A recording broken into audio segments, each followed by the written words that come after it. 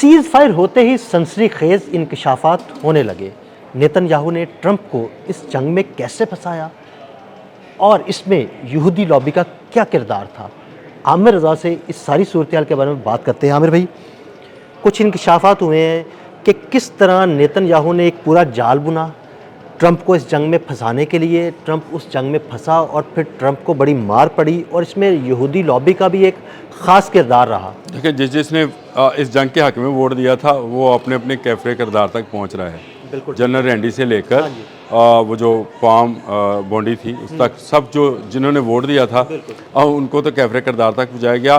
Paid हैक्सर जो है ये अभी बाकी है। अब उसका मुआखज़ा होना ना। देखिए, मैं आपको बताऊँ, न्यूयॉर्क टाइम की ये स्टोरी है और न्यूयॉर्क टाइम की स्टोरी दुनिया में इस वक्त बहुत भूचाल बनी हुई है कि ट्रंप कैसे फंसा था। लेकिन आपको याद होगा, मैंने आपको बताया था कि नेतन्याहू ने इसको फंसाया है और एक ब्रीफिंग दी गई है मोसाद के ज़ेरे इंतज़ाम कि आप हमला करेंगे। इस स्टोरी के अंदर, न्यूयॉर्क स्टोरी के अंदर भी वही लाइनें हैं जो मैंने बयान की थी कि इसको स्टोरी ये दी गई थी कि 2 से 2.5 हफ्ते लगेंगे, इसमें तमाम इनकी रजीम ख़त्म हो जाएगी। ये जो ऊपर वाली मौलवियों की रजीम जो जिसका इन्होंने कहा है, ये रजीम ख़त्म होगी, मॉडरेट लोग सामने आएंगे।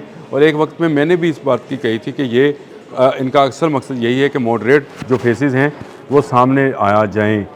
जंग में मोसाद का ये प्लान जो था वो बड़ा कम्प्रीहेंसिव था। जो अमेरिकी सारे जनरल और CIA के लोग बैठे थे वो उन्होंने बड़ा इस पर अप्रिशिएट किया और नेतन्याहू जो थे बड़े खुश थे कि उनकी ब्रीफिंग जो है बड़ी कामयाब, बड़ी खुफिया ब्रीफिंग थी।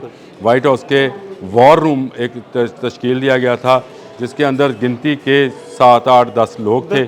उनको ये ब्रीफ किया गया था। मोसाद के सरबरा ने ये ब्रीफिंग दी। उसके साथ जो था नेतन्याहू मौजूद था और सब ने ताली बजा कर कहा था कि अब ईरान हमारा हुआ।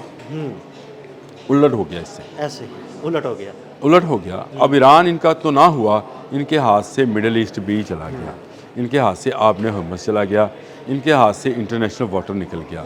ये एक ऐसा बड़ा धचका है जिसको शायद अमेरिका सदियों तक बर्दाश्त करता रहेगा। देखें, डोनाल्ड ट्रंप अभी मैं रात उसकी वो मीडिया कॉन्फ्रेंस सुन रहा था तो वो CNN को कह रहा था ये झूठ बोल रहा है। मैं सुबह उठा तो सुबह मैंने जब JD वैंस को सुना तो वो कह रहा है कि जो जितने भी मीडिया हैं ये ईरान के हवाले से AI स्टोरीज़ जो हैं ये बिल्ड करते हैं। ये मुज़ाकरात के 10 निकात भी AI हैं, तो ये उससे बनाए गए हैं और हम इनको इसमें शामिल ही नहीं था, किसी सूरत भी लेबनान शामिल नहीं था। अभी भी मुझे ये बताएं ना। और रात को अगर आपने ट्रूथ सोशल पर नया उसका बयान सुना हो डोनाल्ड ट्रंप का, तो वो अपने ही अखबारात को, अपने ही मीडिया हाउसेस को दे रहा है कि जी ये मेरे खिलाफ, मेरे अगेंस्ट जो है रिपोर्टिंग कर रहे हैं। और अब आपको जो व्लॉग याद आएगा जिसमें मैंने आपको बताया था कि अमेरिका के अंदर जंग शुरू हो गई है, बॉर्डर के अंदर अमेरिका के अंदर एक नई जंग शुरू हुई है जिसमें मीडिया को इस्तेमाल किया जा रहा है। CNN सरकारी मीडिया समझा जाता है। इसमें अगर डोनाल्ड ट्रंप के ख़िलाफ़ स्टोरीज़ आ रही हैं, न्यूयॉर्क टाइम्स में अगर ये स्टोरीज़ आ रही हैं, तो इसका मतलब ये है कि जो एंटी ट्रंप और एंटी वॉर लॉबी है वो बड़ी तेज़ी के साथ काम कर रही है। अब आपको डोनाल्ड ट्रंप के बयानात में न्यूयॉर्क टाइम्स और CNN का हवाला आना शुरू हो गया कि ये झूठ बोल रहे हैं, तो ये इस बात की बड़ी अलामत है कि वहाँ पर इस वक्त बड़ी हलचल है। न्यूयॉर्क टाइम की जो आज की स्टोरी है जिसको आप डिस्कस करना चाह रहे हैं, उसके अंदर भी यही पॉइंट दोबारा मैं फिर कहूँगा। हमने ये उस वक्त कहा था कि इसकी अंदरूनी जंग है, अब भी उसने यही कहा कि अंदरूनी हलफशार मौजूद है और मौजूद था। इस जंग को लेकर बहुत सारे लोगों ने मुखालफत की थी। डोनाल्ड ट्रंप को ये पता था, लेकिन उसको प्रेशराइज़ किया गया नेतन्याहू की तरफ। न्यूयॉर्क टाइम ने पता नहीं किसी मसलहत के तहत एप्स्टीन फाइल का जिक्र नहीं किया है। मैं ये खुलकर बात करता हूँ, लेकिन मुझे लगता है आमिर भाई ये सारा मामला है ही एप्स्टीन फाइल। ये सारा मामला तो नहीं है। देखें, इसमें कुछ ना कुछ कहीं ना कहीं लालच भी इन्वॉल्व है, इसमें कहीं ना कहीं कुछ ना कुछ ताकत का खुमार भी शामिल है, इसमें नशा भी है, इसमें वेनेजुएला भी शामिल है जिसने आराम से अपना सदर जो है जाने दिया। सिर्फ 240 गार्ड जो थे उनको मारा गया और एक सदर और उसकी अहलिया को बेडरूम से उठाकर ले गए। तो इन्होंने कहा कि शायद ये ईरान वाला मामला भी जो है, नेतन्याहू बिल्कुल ठीक कह रहा है, हमारे पास ताकत है, ब्यूटीफुल आर्मेडाज हैं और हम जाकर F-35 जैसे जहाज़ों के साथ हमला करेंगे। 1.5-2 हफ्ते में काम मुकम्मल होगा, हाक जजीरा हमारा होगा, तेल की तजारत हमारे पास होगी।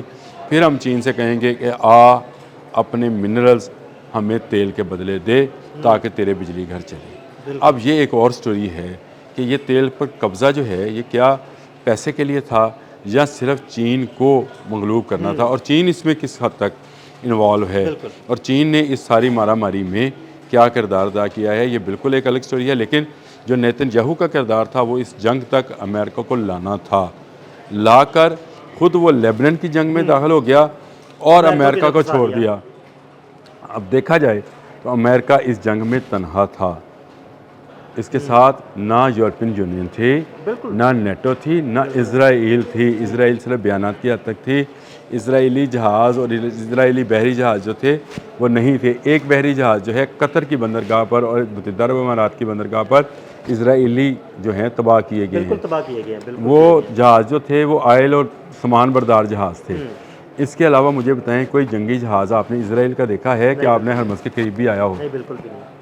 और जो उसकी अपनी हैफा बंदरगाह है वो तबाह बर्बाद होगी, और वहीं पर जराडार फोर्ट यानी वो भी को मार गिराया गया, वो भी अमेरिकन। जहाज। तो इसका मतलब ये है कि इज़राइल चाहता ये था कि अमेरिका इधर से ईरान के ख़िलाफ़ ठाठैया करता रहे, ठीक है। ईरान को मारे।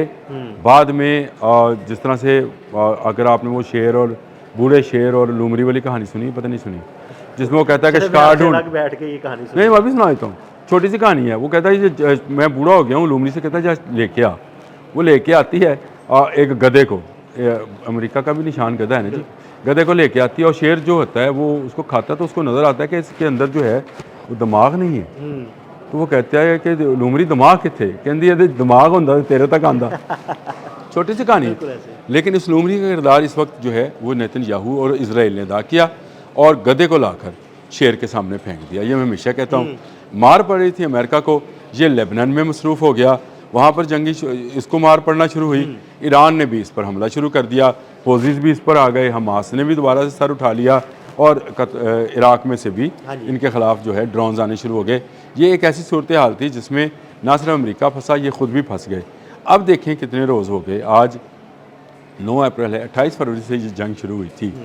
अब अमन के मुज़ाकरात के लिए GD में इस्लामाबाद आ रहे हैं, तो ये काम पहले भी किया जा सकता था। अमन को मौका ज़रूर देना चाहिए था, नहीं दिया, फंस गए, और फंसाने वाला नेतन्याहू है। जब तक इसके चुंगल से आप डोनाल्ड ट्रंप को निकालेंगे नहीं, तब तक वो उसकी उंगलियों पर वो धागे हिलाएगा और डोनाल्ड ट्रंप उस पर आपको डांस करता नज़र आएगा। ये वो सूरत हाल है जिसका आज न्यूयॉर्क टाइम ने जो है खुलासा किया है, यानी बयान किया है। और इसी खुलासे को लेकर मैं बहुत अरसा पहले ये प्रेडिक्ट किया था कि ये जंग डोनाल्ड ट्रंप लड़ना ही नहीं चाहते थे, उनको पता था कि मैं फंस जाऊंगा। अब वो फंस गया है, तो अब जो है न्यूयॉर्क टाइम्स समेत बहुत सारे अखबार इस तरह की स्टोरीज़ दे रहे हैं, और डोनाल्ड ट्रंप इन पर बरस रहा है, और शायद वो अपनी हिफ़गी मिटाने के लिए कि मैं नेतन्याहू का कहने पे नहीं, नेतन्याहू मेरे कहने पे चलता है। ये हर गुलाम की एक इसी तरह से होती है। आप किसी ड्राइवर से कहते हो कहना मालिक नूं मैं दसना रास्ता किधर है, बिल्कुल ये वही हिसाब है। लेकिन ये असल में इस वक्त जो अमेरिका की खारजा पॉलिसी की मिडल ईस्ट के अंदर ड्राइविंग सीट है, उस पर नेतन्याहू बैठा है, और उसने ये खंबे से जा टकराई है गाड़ी। बिल्कुल, बहुत शुक्रिया आमिर भाई। आमिर भाई ने बड़ी तफसील के साथ इस सारे मामले पर रोशनी डाली। अदील अहमद और आमिर रज़ा को इजाज़त दीजिएगा। अल्लाह हाफ़िज़।